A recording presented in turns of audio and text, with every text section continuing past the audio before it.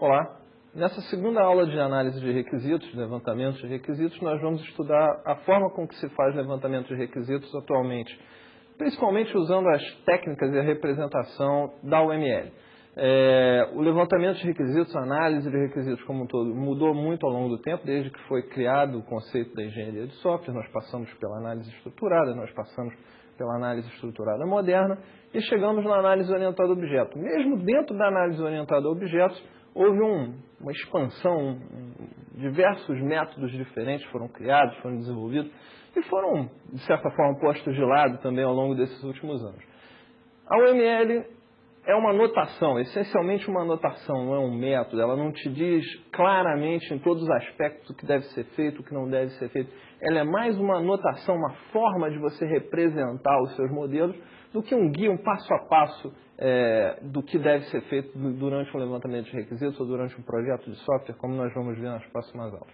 Mas a notação da UML tem sido muito bem aceita e sido muito utilizada. Então, nós vamos hoje falar sobre use cases, uma técnica de levantamento de requisitos que é muito utilizada e representada usando formatos e notação da UML. Nesse sentido, a grande mudança que houve no levantamento de requisitos foi quando se começou a levantar requisitos, se pensava só no que o sistema deve fazer. Se analisava o domínio do problema, se analisava o problema que o usuário queria resolver e se buscava listar coisas que o sistema deveria oferecer para atender aquelas demandas e representar uma solução para aquele domínio. A grande mudança com as técnicas dos casos de uso foi agregar uma informação a mais a essa lista de coisas que o sistema deve fazer. Essa informação a mais diz para quem essa determinada tarefa, para quem essa determinada funcionalidade vai servir. Então, se buscou, quando nós falamos em análise de requisitos com casos de uso, principalmente nós temos que levar em consideração que nós não só vamos descobrir o que o sistema deve fazer, mas quem vão ser os beneficiados por essa ação, por essa funcionalidade do sistema. Nesse sentido, então, nós vamos ter o papel dos atores, como nós vamos falar daqui a pouco, que são as pessoas que estão em volta do sistema e que vão juntar aquilo que o sistema vai oferecer com quem vai utilizar, quem vai se beneficiar disso. Embora pareça pouca coisa, embora pareça que essa história de agregar quem vai se beneficiar com determinado requisito pareça uma coisa muito pequena, considerando o que o sistema vai fazer é muito mais importante, isso trouxe uma mudança muito grande. A principal mudança aqui foi que você passa a julgar mais claramente, mais facilmente, a relevância de cada requisito. É como se nós pegássemos um sistema e agora que sabemos para quem o sistema vai servir, para quem o sistema vai proporcionar determinadas funcionalidades, nós podemos chegar para essas pessoas e definir claramente se esses requisitos são realmente necessários, se esses requisitos são realmente a essência do sistema.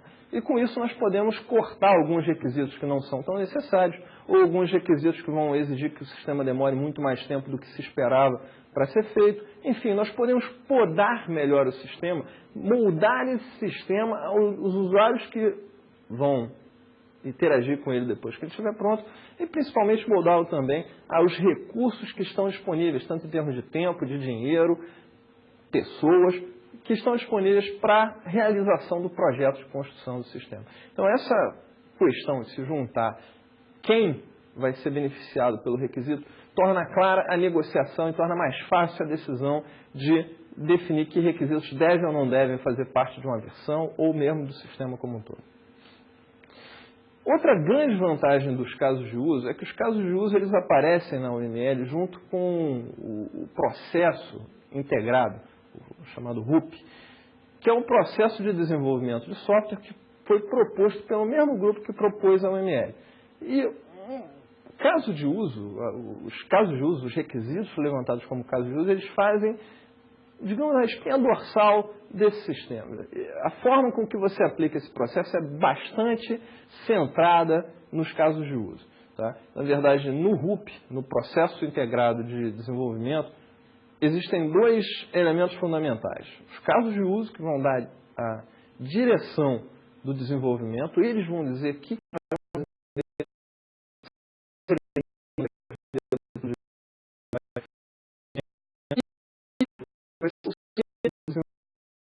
chama assim, a cola que vai juntar os pedaços que são formados pelas implementações independentes ou quase independentes dos diversos casos de uso.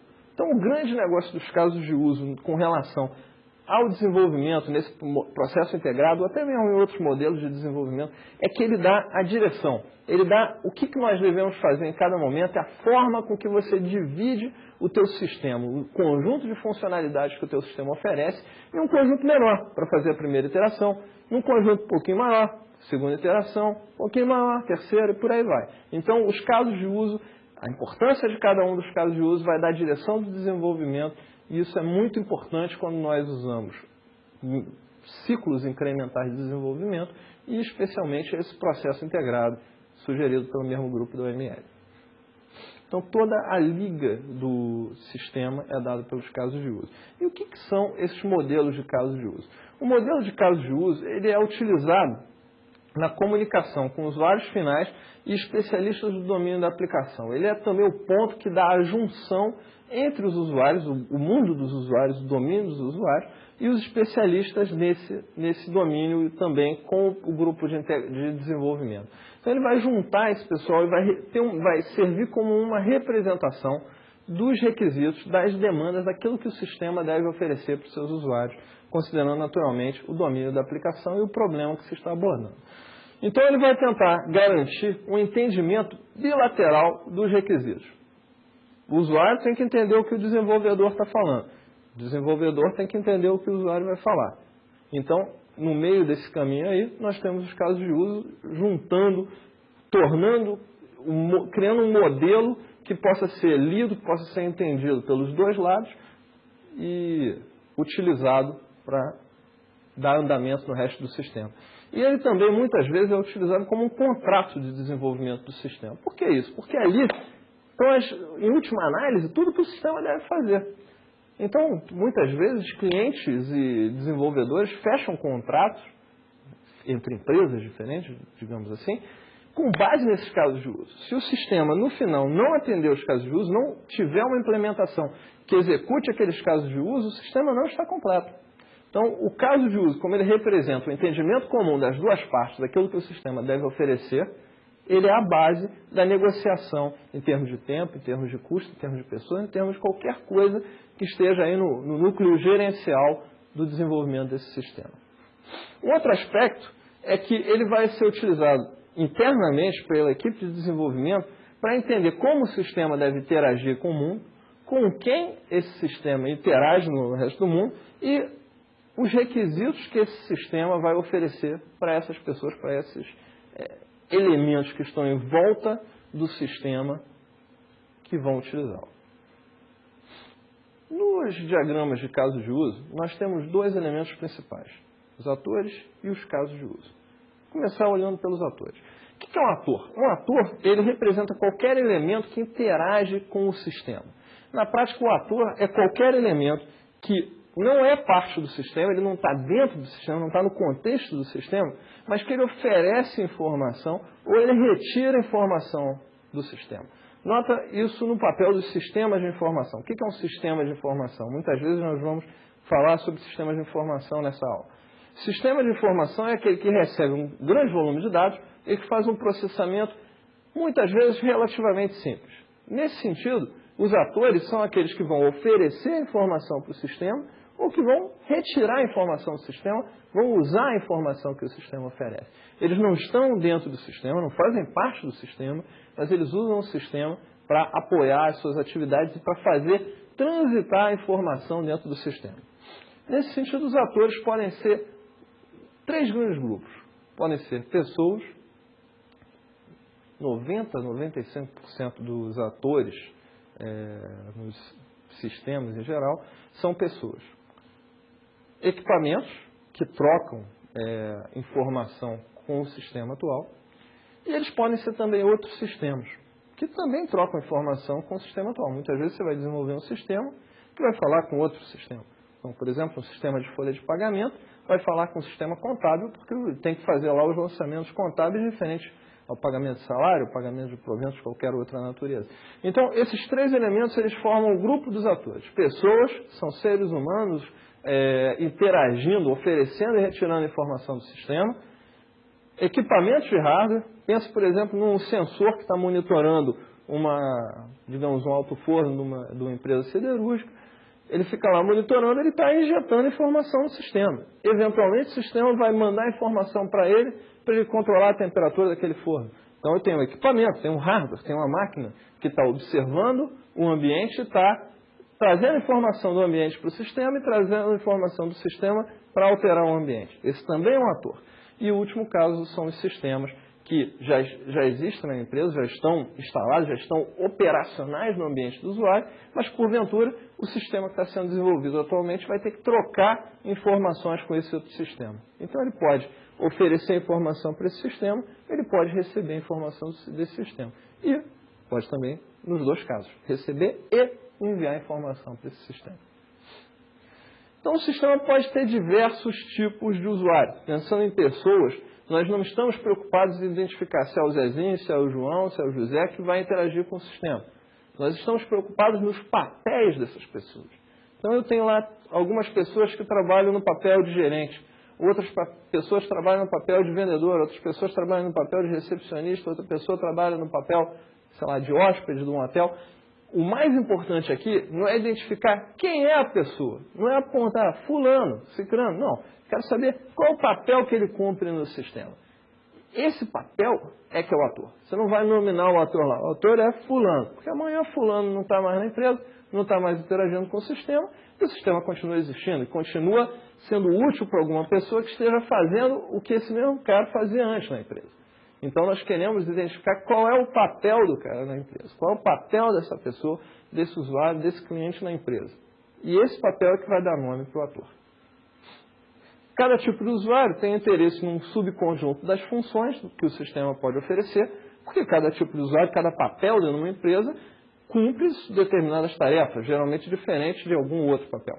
Nesse sentido, nós queremos identificar que funções vão ser oferecidas pelo sistema e que são úteis para cada um dos papéis. É aí que nós juntamos aquilo que o sistema deve fazer, como antigamente no levantamento de requisitos estruturados, levantamento de requisitos modernos, juntamos isso com para quem esses requisitos vão ser utilizados, como nos casos de uso. Então, que ator vai utilizar, que funcionalidade, que ator vai utilizar, que recurso que o sistema está oferecendo para os usuários. Então, os atores vão poder lançar informação do sistema, eles vão poder retirar informação do sistema, ou as duas coisas. É através dos atores que o sistema recebe nova informação.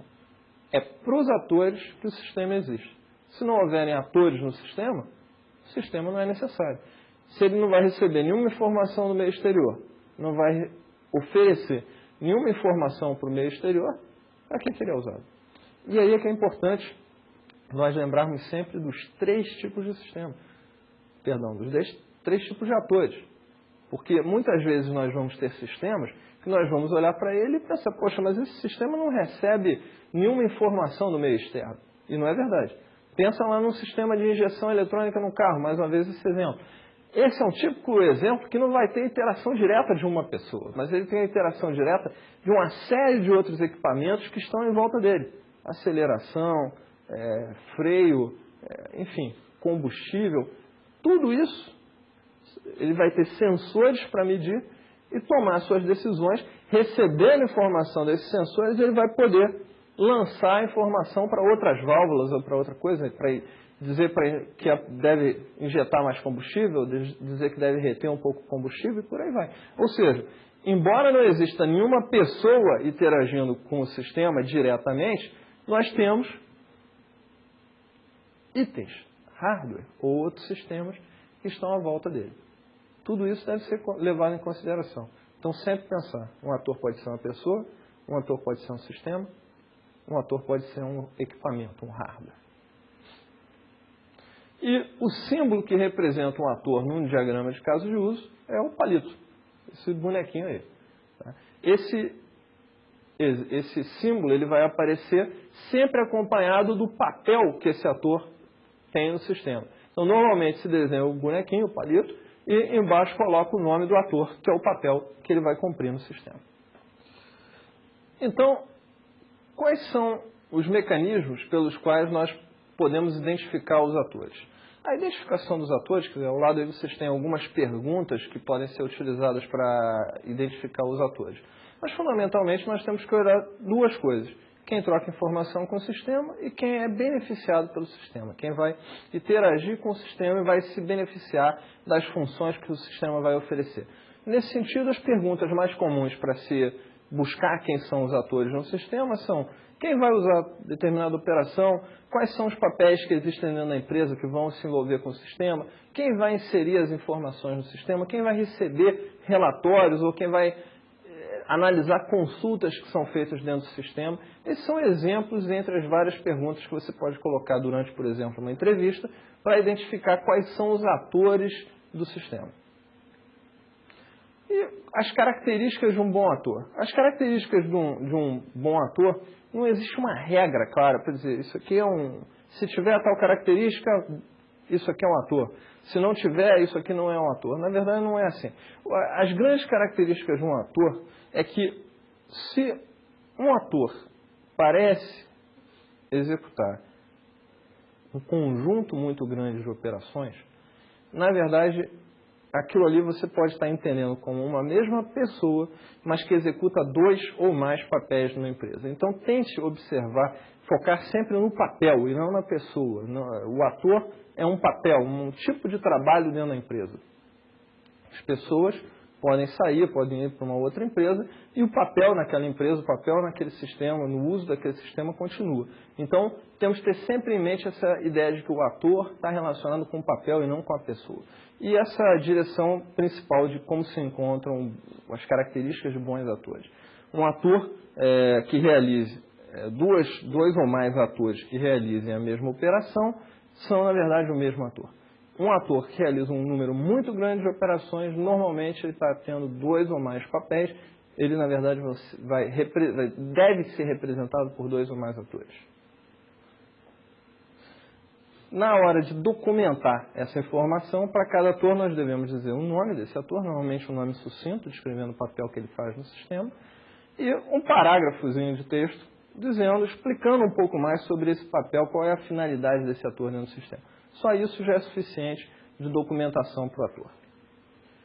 Do outro lado, nós temos o caso de uso, o use case. Como eu tinha comentado, o diagrama de caso de uso, ele é representado por atores e casos de uso. Vamos dar uma estudada nisso aqui, então. Um caso de uso é um conjunto de ações, incluindo variantes dessas ações, que o sistema deve realizar para oferecer um benefício palpável, um benefício observável pelo usuário. Então, nós queremos saber qual é o diálogo que existe entre o sistema e os atores para que esses atores tenham um benefício observável, que eles possam observar um benefício do sistema. O que é o benefício do sistema? O benefício do sistema pode ser algo tão simples quanto o sistema registrou determinada informação.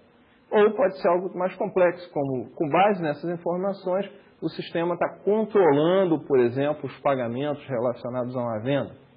É um exemplo.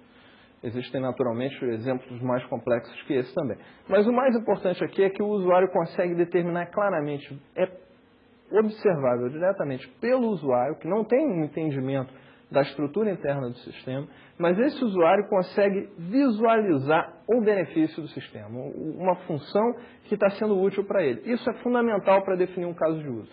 Se o caso de uso não reflete um benefício, algo observável pelo usuário, isso não é um caso de uso. Outra característica muito forte do caso de uso é que ele é um diálogo. Quer dizer, o sistema não trabalha sozinho. O sistema interage com os atores, recebe informação, armazena informação, retorna informação para o ator. E é assim que se caracteriza um caso de uso. Um caso de uso, o sistema não pode ficar na dele, caladão.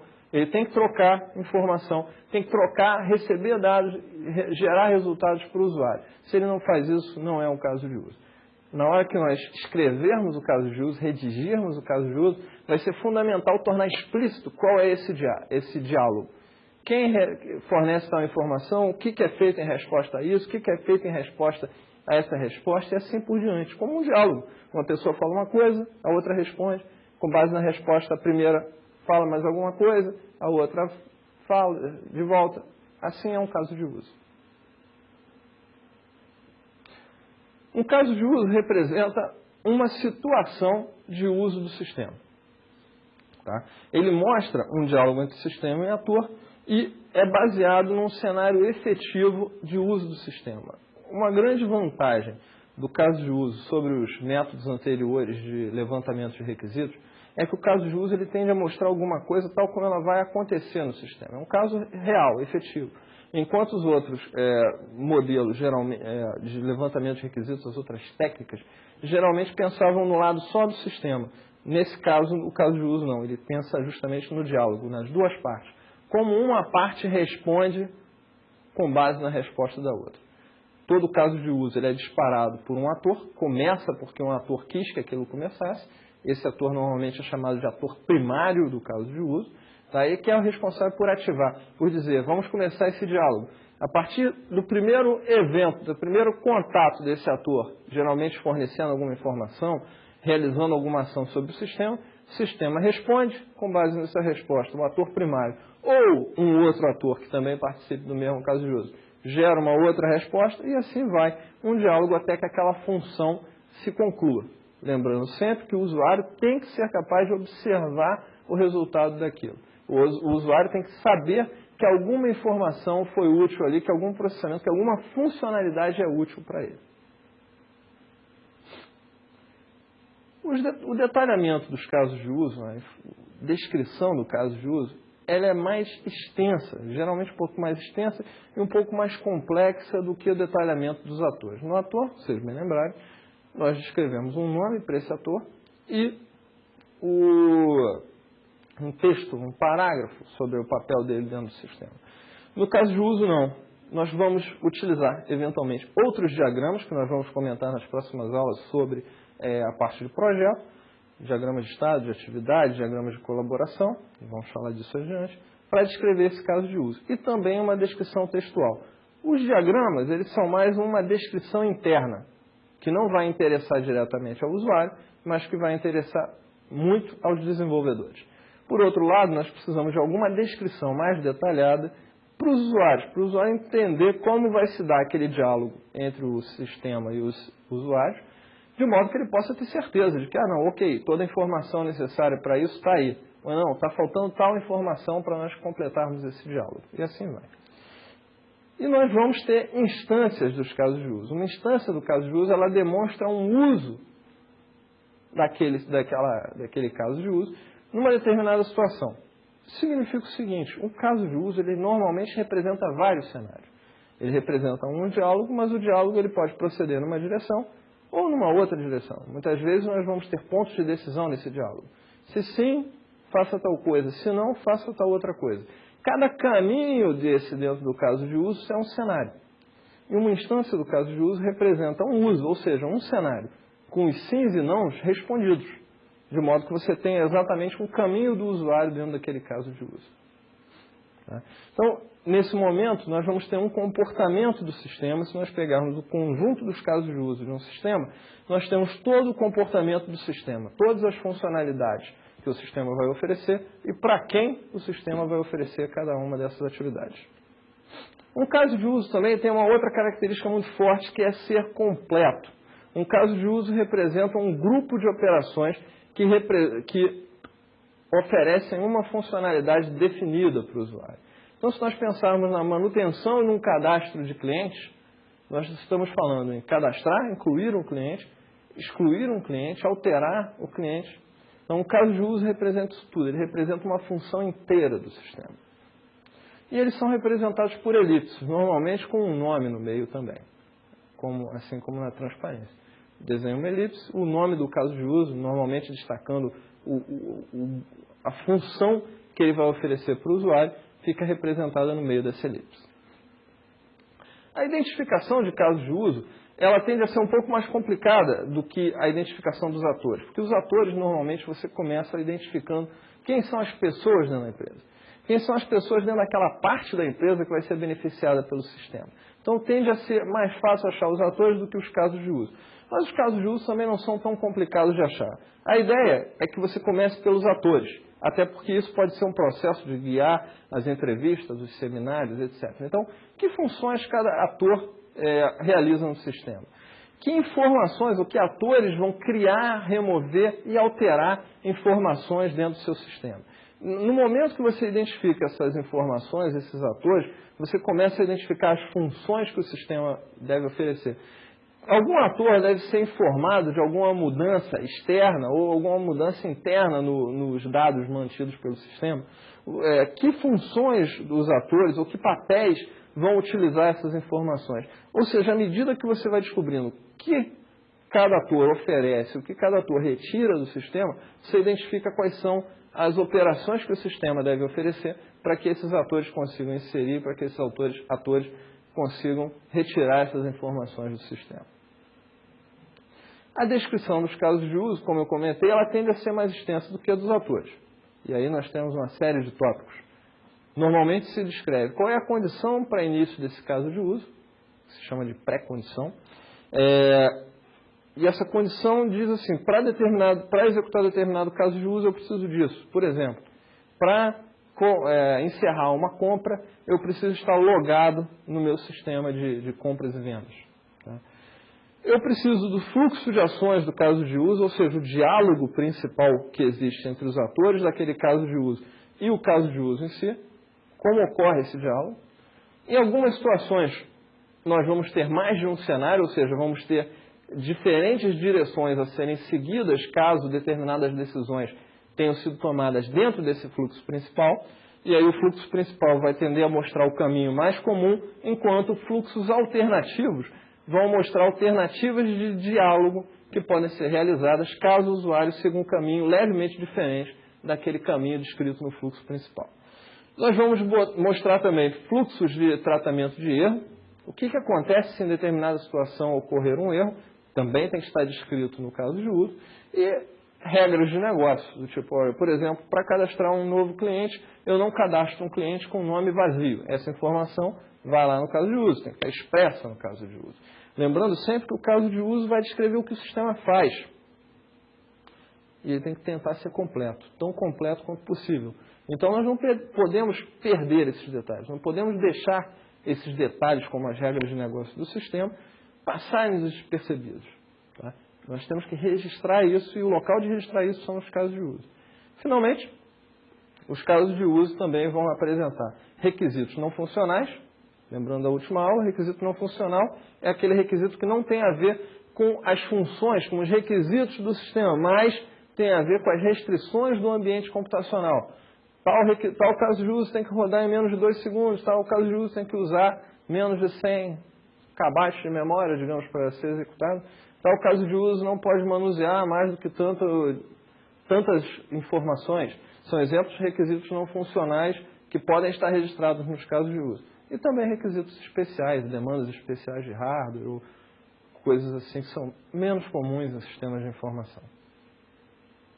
O documento descrevendo todos os casos de uso normalmente tende a ser longo.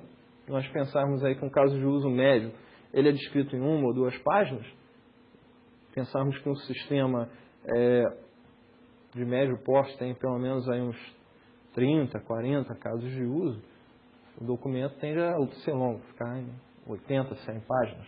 Isso nós não falamos de sistemas realmente grandes, onde o número de casos de uso é muito grande. O que ocorre nesses sistemas muito grandes é que você tende a listar os casos de uso, identificar os casos de uso e refinar uma parte deles, como no ciclo incremental.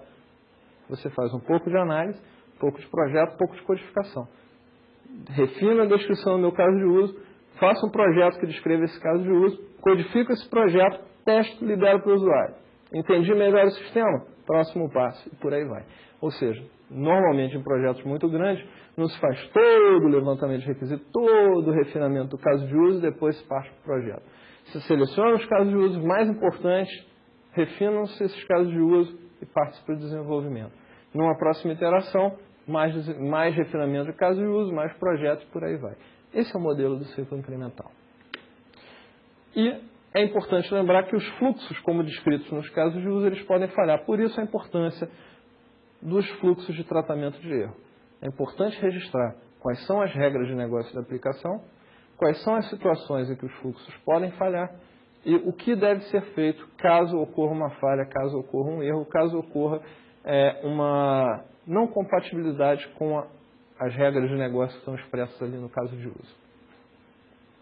Para descobrir casos de uso, nós vamos utilizar um método direcionado por operações. Esse foi um método que eu desenvolvi à medida que fomos participando em projetos de sistemas de informação, tentando facilitar a identificação dos casos de uso a partir dos seus atores. Tá? Então, esse método ele é muito utilizado, ele é muito útil, pelo menos eu acredito que ele seja muito útil, quando nós estamos construindo sistemas de informação. Isso muito pela forma com que o método vai ser aplicado. A primeira coisa que nós devemos fazer é listar as operações que os atores devem realizar no sistema e tentar agrupá-las em um mesmo elemento ou mesmo processo do mundo real. As operações típicas de um sistema de informação, elas são de alguns tipos. Principalmente, manutenção do sistema, cadastros e coisas do tipo, operações do sistema no dia a dia e extração de informação. Esses são 3 tipos fundamentais. Por que isso? No sistema de informação, normalmente existem informações mais estáticas e informações mais dinâmicas. Como assim informação estática e informação dinâmica? É o seguinte, uma informação estática é aquela que você lança quando você está instalando o sistema, está começando a operar o sistema, e depois você vai dando manutenção. É pouca coisa. Normalmente ela não muda muito de um dia para o outro. Tá? Ela pode mudar ao longo do tempo, naturalmente, mas o volume de mudança tende a ser menor no dia a dia. Por outro lado, a informação mais dinâmica é aquilo que é o dia a dia do sistema, é o sangue da empresa. Tá? Então, todo dia tem muita informação nova sobre aquele elemento. Esses vão dar os 2 principais tipos de operação que se faz no sistema de informação.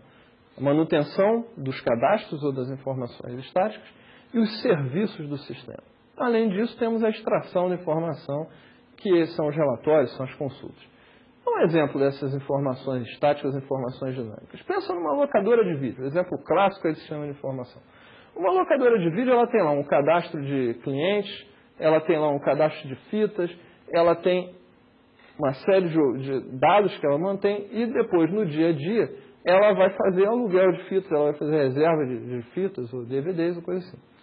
O que é informação estática e o que é informação dinâmica? Eu diria o seguinte, o cadastro de DVDs da locadora é uma informação tipicamente estática. Você já começa uma locadora com um catálogo grande de DVDs, pelo menos normalmente é assim.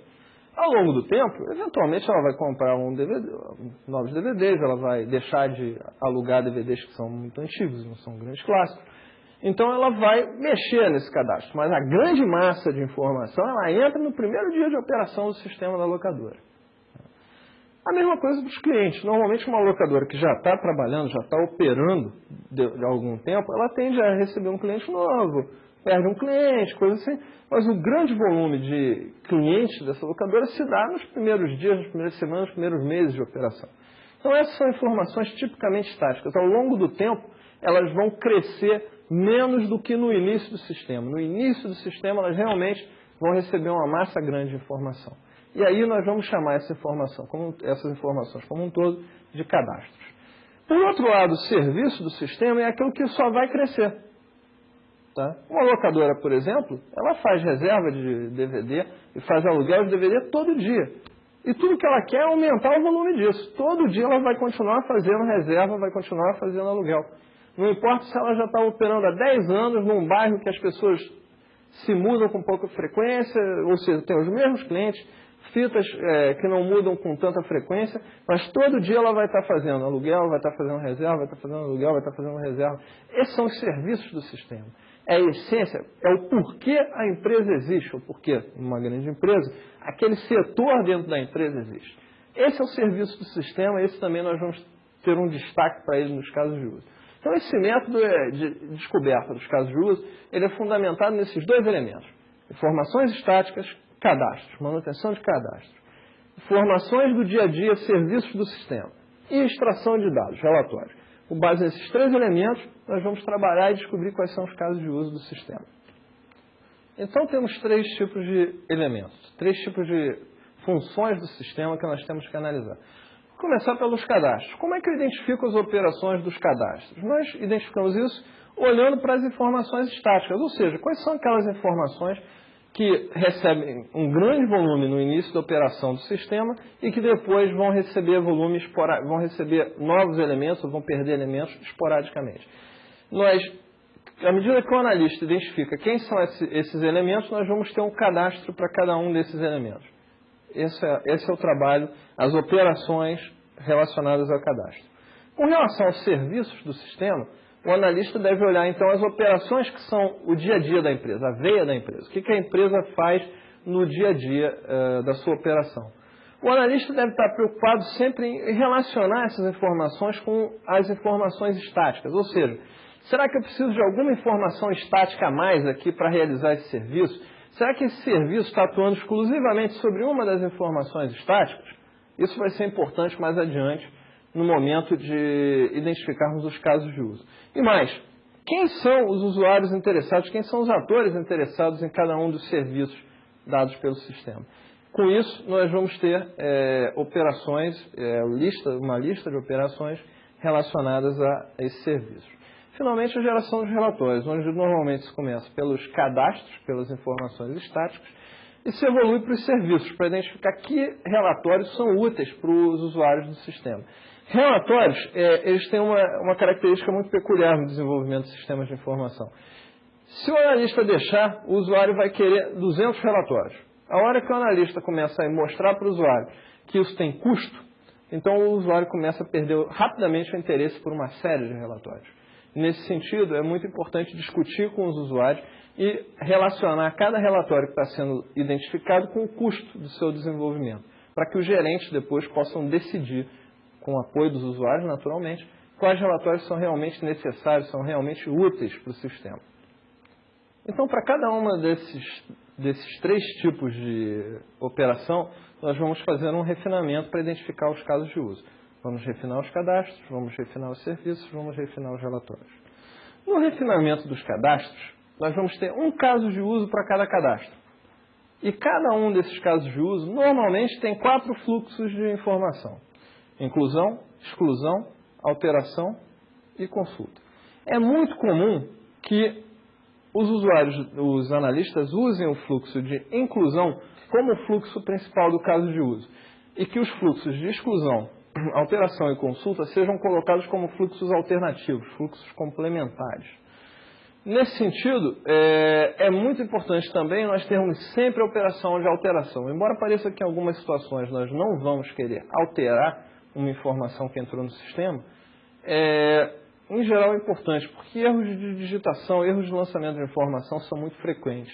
Então, mesmo que tenha que ser um usuário com um nível de permissão, digamos, separado, com um nível de permissão mais alto para a operação do sistema, é muito importante nós considerarmos sempre a colocação de uma operação de exclusão e de uma operação de alteração da informação do sistema. Mesmo que isso pareça não fazer muito sentido do ponto de vista funcional da coisa, temos que lembrar que toda operação humana está aberta à possibilidade de erros, e nesse sentido temos que estar prontos para isso.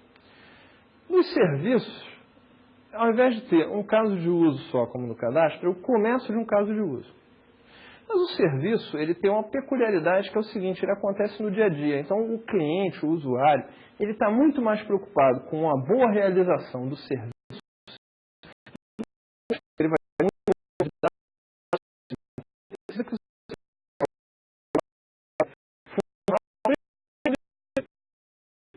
do usuário tende a dar um valor maior para o serviço do sistema.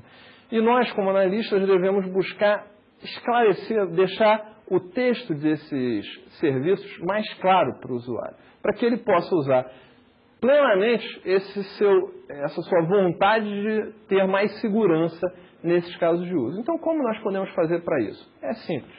Começa o caso de uso de um serviço colocando exatamente os mesmos fluxos de um cadastro.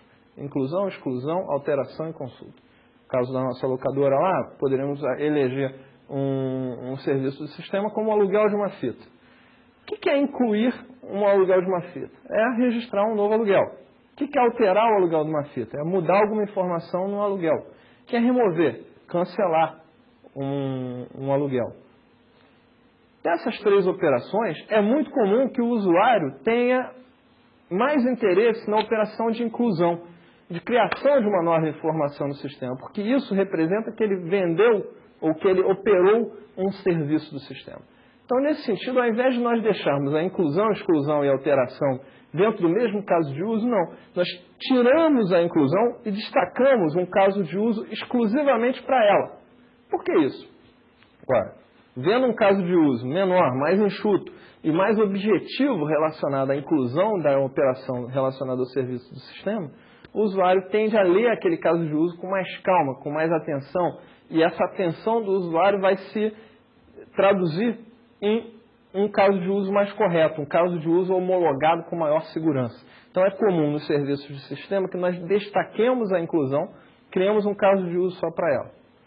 Em algumas situações em que o cancelamento de uma operação também tem uma complexidade maior, imagina uma venda, por exemplo, uma venda a prazo com entrega a domicílio. No momento que você registra uma venda, você tem que registrar as duplicatas, os cartões dos prazos, você tem que registrar a entrega, como vai ser feita, tem que registrar uma série de coisas. No momento que você busca cancelar uma venda, você tem que cancelar essas duplicatas, se alguma já for paga, você tem que ter o estorno, você tem que ver se já foi entregue o material, se já foi, você tem que fazer um lançamento de busca desse material, se não foi entregue, você tem que cancelar. Então tem complexidade. E o cancelamento, muitas vezes, ou seja, a exclusão nesse serviço do sistema, também merece destaque. Se é o caso, ou seja, se existe complexidade no cancelamento de um serviço do sistema, novamente nós destacamos a exclusão e criamos um caso de uso para ela. Então, como termina essa parte do serviço do sistema? Começamos com um único caso de uso com os 4 subfluxos. Destacamos a inclusão, verificamos se há complexidade suficiente no cancelamento, se houver, destacamos também. E aí terminamos com um caso de uso para exclusão, um caso de uso para inclusão e um caso de uso que demonstra consultas e alterações. Outra coisa que pode acontecer com um serviço do sistema é que ele pode ter eventos posteriores ao registro da informação. Então, por exemplo, o mesmo caso da venda. Eu tenho a venda, em algum momento eu vou fazer a entrega dessa venda. Se eu olhar no tempo, traçar uma linha do tempo dessa operação de venda, eu vejo que eu tenho a venda, eu tenho a entrega, eu tenho os pagamentos. Então eu tenho uma série de eventos que não são inclusão de uma nova informação, alteração de uma informação, exclusão de uma informação, mas que estão após a entrada de uma nova informação no sistema. Quando isso acontecer, nós temos que pegar cada um desses eventos que acontece depois do registro de uma nova informação e transformar num caso de uso. Então, cada um desses eventos que acontece depois da primeira introdução de informação no sistema, vira um caso de uso separado. Nota que nós estamos dando muito mais importância aos serviços do sistema do que aos cadastros, porque uma operação de cadastro é a operação mais comum no sistema de informação. Inclui informação, remove informação, altera informação, consulta informação. Os serviços do sistema não são muito diferentes disso, não são. Mas existe uma lógica ligando os vários passos desse serviço. E normalmente existe um destaque maior, um interesse maior do usuário, do cliente, por esse serviço. Então é fundamental nós acompanharmos esse interesse com um destaque maior do requisito. Porque dando esse destaque, o usuário vai ser capaz de homologar com mais certeza e nós vamos estar provavelmente num caminho mais seguro para ter um sistema que atenda bem esse usuário e que cumpra as funções que ele realmente quer que o sistema ofereça para ele. Com relação aos relatórios, a operação é um pouco diferente.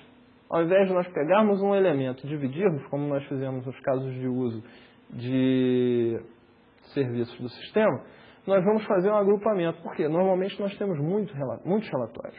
Com isso, nós temos que agrupar esses relatórios de alguma maneira.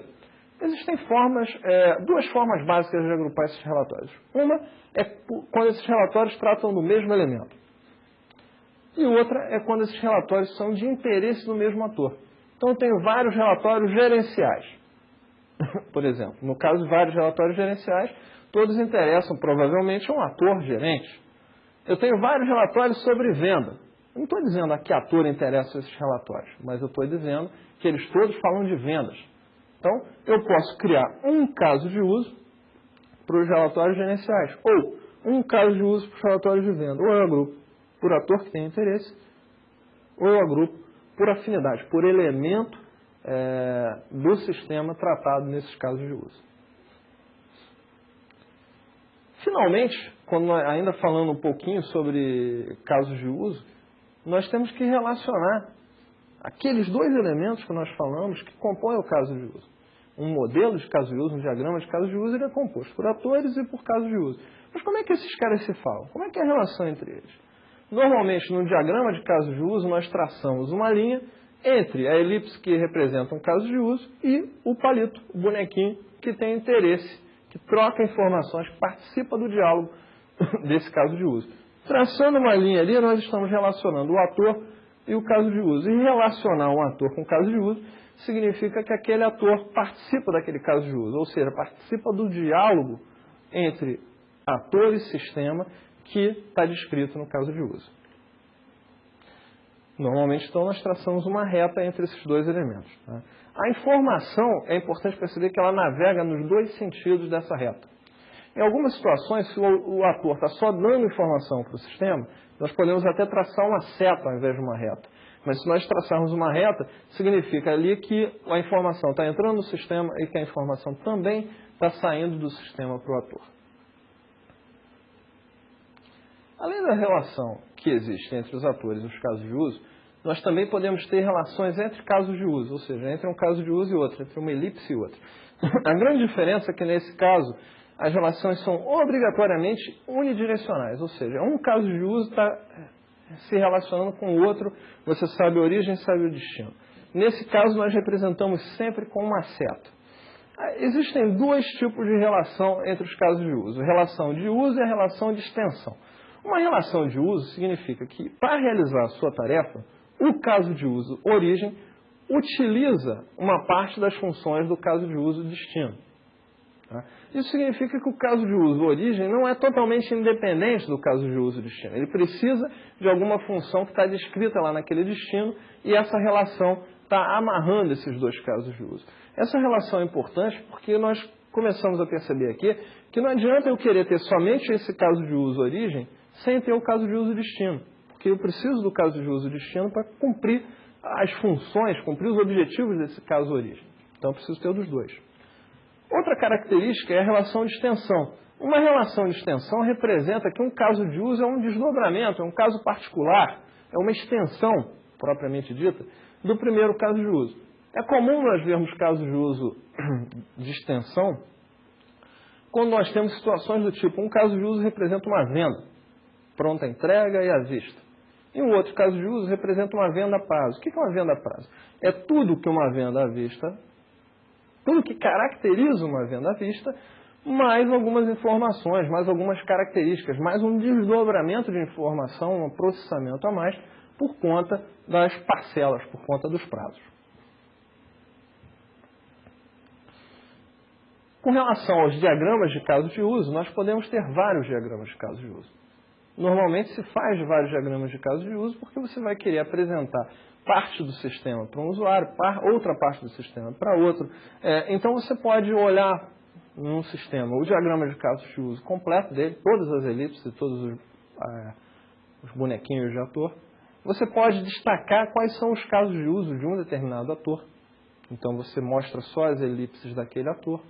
Você pode ter um caso de uso que apresenta um diagrama de casos de uso que apresenta somente os casos de uso que vão ser implementados numa primeira iteração de um modelo espiral ou de um modelo incremental de ciclo de desenvolvimento.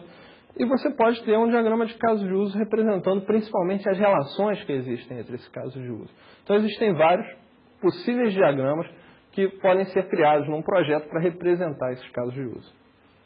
E finalmente, devemos entender que os casos de uso também têm suas limitações. Embora seja uma das técnicas mais usadas para se levantar requisitos, em particular com relação a sistemas de informação, eles não são perfeitos, existem algumas limitações. No ML, os casos de uso sempre são iniciados a partir de um ator. Tá? A modelagem, em algumas situações, não é muito natural, porque nem sempre parece que um ator vai disparar o início do diálogo do sistema. Em algumas situações, o sistema percebe que está no momento dele realizar determinadas funções. Tá? Isso era muito claro antes na análise estruturada, na análise moderna. Existiam os eventos temporais, que o sistema percebe que é a hora de realizar determinada tarefa. Na UML sempre se pensa em ator, então pensaríamos num relógio como um ator do sistema que dispara, que identifica que é o momento de realizar tal tarefa e dispara as ações relacionadas a essa tarefa. Uma segunda característica é que não existe uma hierarquia entre os casos de uso explícita na UML. Isso dificulta representar sistemas muito complexos, com um número muito grande de casos de uso. Isso é uma limitação que, em algumas situações, a UML busca corrigir com outro conceito, que é o conceito de pacote, que nós vamos ver adiante, mas que não é totalmente claro para casos de uso, principalmente quando você quer aproximar os casos de uso dos usuários, buscando uma homologação clara dos requisitos do teu sistema. E, finalmente, os casos de uso eles tendem a ser autocontidos, eles tendem a não se comunicar muito. Então, essa capacidade de descrever o comportamento de um caso de uso muitas vezes exige que, dentro do caso de uso, você represente o estado do sistema, represente as informações que já chegaram ou que não chegaram no sistema e que use esse estado para tomar decisão com relação à implementação do caso de uso. Esse destaque, essa independência dos casos de uso é muito interessante para o desenvolvimento, principalmente para a distribuição do trabalho entre equipes. Mas essa total independência, às vezes, cobra seu preço em termos de consumo de memória, em termos de manutenção de estado, em termos de ter um sistema desnecessariamente mais complexo do ponto de vista de projeto. Mas, enfim, são limitações da técnica, já estão sendo feitas pesquisas no sentido de melhorar alguns aspectos do caso de uso e, eventualmente, nós vamos ter técnicas melhores dentro de algum tempo relacionado aí à análise de requisitos usando o ML ou qualquer outra anotação que venha a surgir. Com isso, nós encerramos a primeira grande etapa de qualquer ciclo de vida de desenvolvimento de software, a análise ou levantamento de requisitos. Nas próximas aulas, nós vamos falar de projeto de software, que é quando nós pegamos esses requisitos e vamos construir uma aplicação computacional que tente atender esses requisitos.